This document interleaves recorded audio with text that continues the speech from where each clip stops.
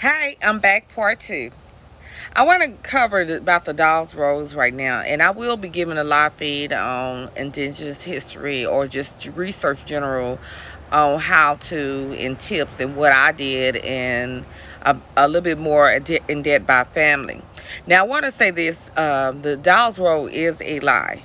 And I know a lot of people be so happy to be registered and stuff like that, but it gets more deeper than that once you learn about your history, about your family. Okay, the reason I say that, it tells you that it's a lie when you look up the Campbell's five civilized tribes. They give you every breakdown of each one, and they have extensive index about why they did what they did, and they did it with the intent of deceit.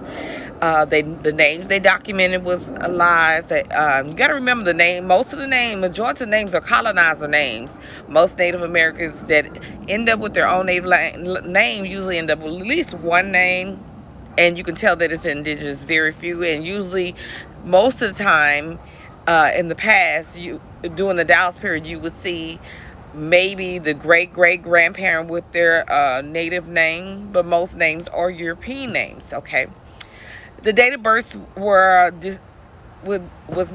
not done right, or it was not documented. Date of deaths, partial name, partial where they're located, so it made it more complex. And they tell you that it did this. Now, the key point about all this was really behind the minerals of the earth, the land. It really was never about the Native American. When people realize it is more dead, and this is existing today, and it's embedded in our government history, and the state plays a big role to this, as well as federal. There's three: sovereignty, federal, and state that we're dealing with.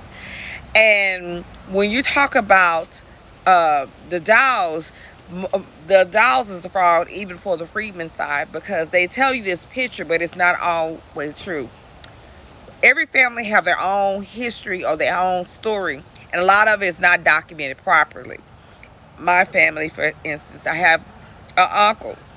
My grandfather's uncle, he was documented as a freedman, but in fact he was Native American.